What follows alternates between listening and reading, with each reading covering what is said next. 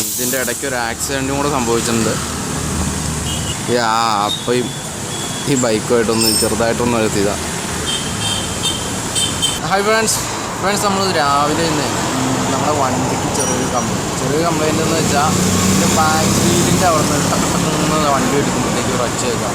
അപ്പോൾ അത് നോക്കാൻ വേണ്ടിയിട്ട് നമ്മൾ തൊടുപുഴയിൽ റോയൽ എൻഫീൽഡിൻ്റെ ഷോറൂമിൽ വന്നതാണ്. വണ്ടി ബുള്ളറ്റാണ്.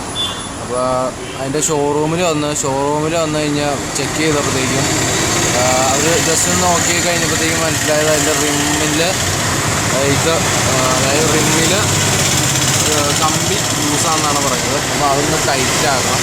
അപ്പോൾ ടൈറ്റ് ആക്കാൻ വേണ്ടിയിട്ട് അടുത്തുള്ള ഒരു ഇതുണ്ട്, നമ്മുടെ സൈക്കിള് റിപ്പയറിങ് ഷോപ്പുണ്ട്. അപ്പോൾ അവിടെ ഒന്ന് ചെന്ന് നോക്കണം. അപ്പം ഇന്നത്തെ വിശേഷം നമ്മുടെ വണ്ടി നന്നാക്കൽ തന്നെയാണ്.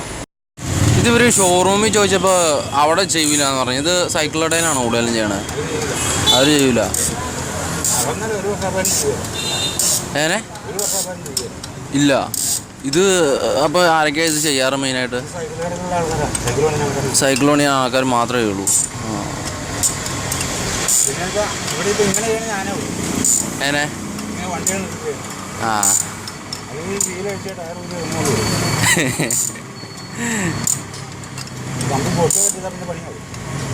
അതൊരു കുഴപ്പം തന്നെയാണ്. ഈ ലോങ്ങൊക്കെ ഈ റൈഡൊക്കെ പോണവർക്കാണ് പാട്. എവിടെയെങ്കിലും ചെന്നിട്ട് അങ്ങനെയൊക്കെ പറയാം, അവരുടെ സമയവും പോവും. ഇപ്പോൾ നൈറ്റൊക്കെ ആണെങ്കിൽ എവിടെയെങ്കിലും മൂവ് ചെയ്യാനാണെങ്കിലും ഒന്നും പറ്റൂല. അവിടെ തന്നെ തങ്ങണ്ടായിട്ടും പറ്റും. വണ്ടിയൊക്കെ അയച്ചു കൊടുക്കണം എന്നൊക്കെ പറഞ്ഞാൽ ഭയങ്കര ബുദ്ധിമുട്ടാണ്.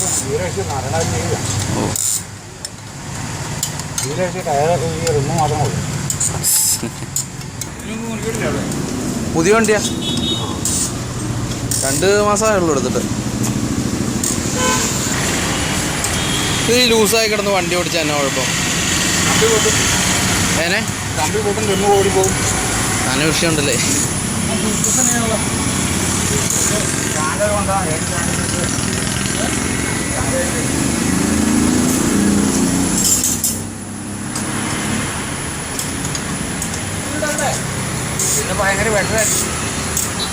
ഞാൻ ഓടിക്കുമ്പോൾ ഭയങ്കര സൗണ്ട്, ഒരു കെട്ട്.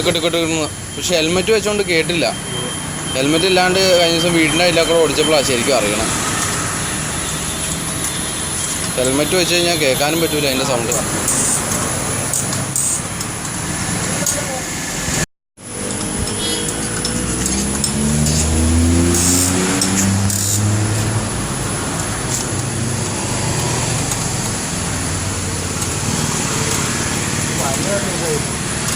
ഈ വണ്ടി വരുമ്പോൾ തന്നെ ഫുൾ ടൈറ്റ് ആകാത്തോണ്ടല്ലേ ഇത്ര വിഷയം തന്നെ.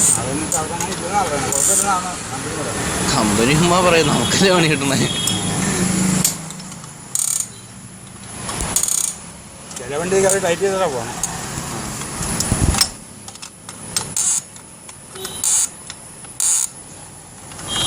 ഇതിപ്പോ 2 മാസമേ ഉള്ളൂ വണ്ടി എടുത്തിട്ട്.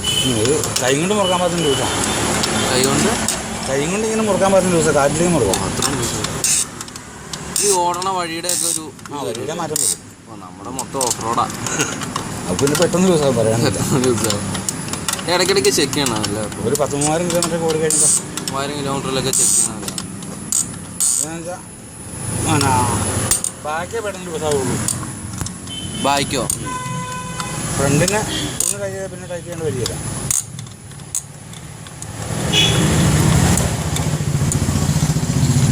ഞാൻ നോക്കുമ്പോൾ അവരിപ്പോൾ ഷോറൂമിൽ കൊണ്ടേ കാണിച്ചപ്പോഴത്തേക്ക് അവർ പറഞ്ഞ ഇങ്ങനെ ഞെക്കുമ്പോൾ പ്ലിങ്ങി പോവാ, അതുപോലെ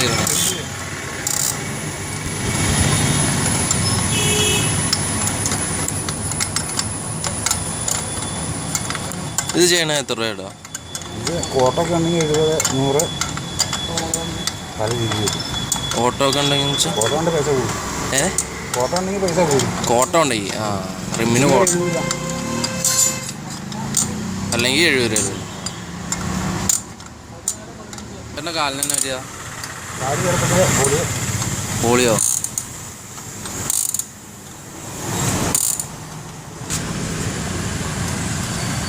ഇതിൻ്റെ ഇടയ്ക്ക് ഒരു ആക്സിഡൻറ്റും കൂടെ സംഭവിച്ചിട്ടുണ്ട്.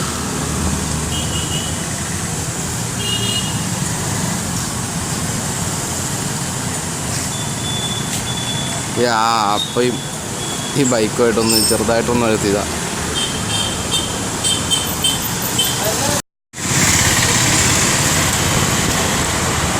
ഫ്രണ്ട്സ്, അപ്പോൾ ചെറിയ ഒരു വലിയ പണി കിട്ടിയിട്ടുണ്ട്. എന്താണെന്ന് വെച്ചാൽ നമ്മുടെ റിമ്മിന് ചളുക്ക് വന്നിട്ടുണ്ട്. ഷോറൂമിൽ പോയി ചോദിച്ചു, വാറൻറ്റി ഒന്നുമില്ല, ഒന്നും ചെയ്യാൻ പറ്റില്ല എന്നാണ് അവർ പറഞ്ഞത്. അപ്പോൾ വേറൊരു കടയിൽ ഇപ്പോൾ ബെൻഡ് ഓർക്കാൻ വേണ്ടി വന്നേക്കാണ്, തൊടുപുഴയിൽ തന്നെയുള്ള. അപ്പോൾ ഇനി നോക്കണമെന്ന്, ബെൻഡ് ഓർത്താനാണോ ചിലപ്പോൾ റിമ്മ് തന്നെ മാറേണ്ടി വരും. ഇതാണ് ടയർ അയച്ചു വെച്ചേക്കണത്. നമ്മൾ ഈ ഒരു അനുഭവത്തിലൂടെ മനസ്സിലാക്കിയത് എന്താ വെച്ചാൽ, നിങ്ങൾക്ക് മുമ്പിലും പറയാനുള്ളത്, എന്തെങ്കിലും കമ്പിക്ക് വല്ല ലൂസ് കാര്യങ്ങളൊക്കെ വന്നു കഴിഞ്ഞാൽ ആദ്യം നമ്മൾ നോക്കേണ്ടത് റിമ്മിന് കോട്ടോ ചളുക്കോ എന്തെങ്കിലും ഉണ്ടോ എന്ന് നോക്കുക.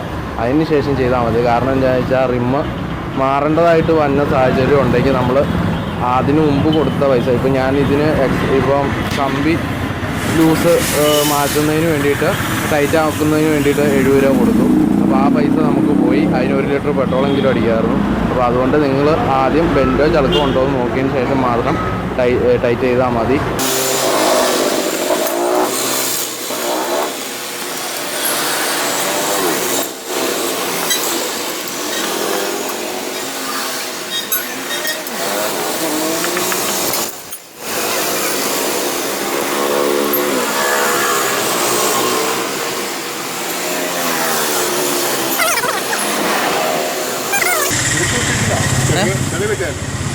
ഇത് ഇവിടെ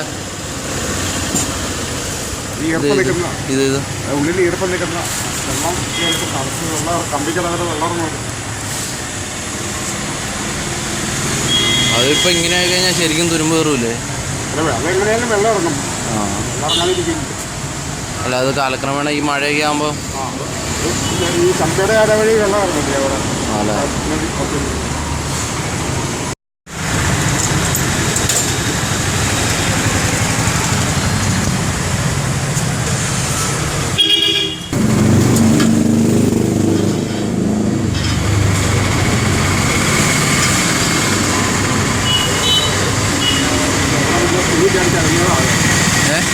കുഴിച്ചടിച്ചിറങ്ങിയതാണ്.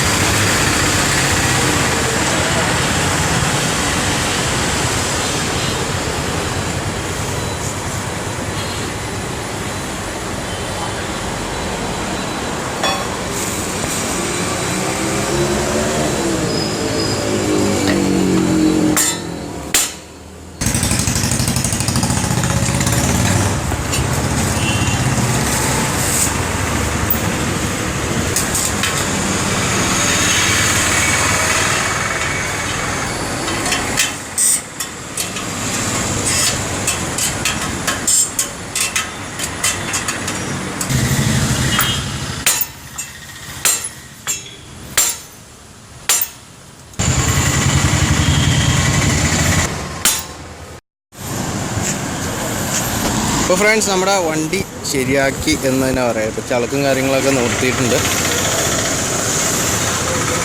ഇപ്പം ഇത് ബെൻറ്റൊക്കെ മാറ്റിയതിന് ഏകദേശം 250 രൂപയായി. ഇപ്പം നേരത്തെ എനിക്ക് 70 രൂപ മുടക്ക് വന്നിട്ടുണ്ട്. അപ്പോൾ ഇന്നത്തെ കോട്ട 320 രൂപ കഴിഞ്ഞ്, പെട്രോൾ അടിച്ചത് 150 രൂപയായി.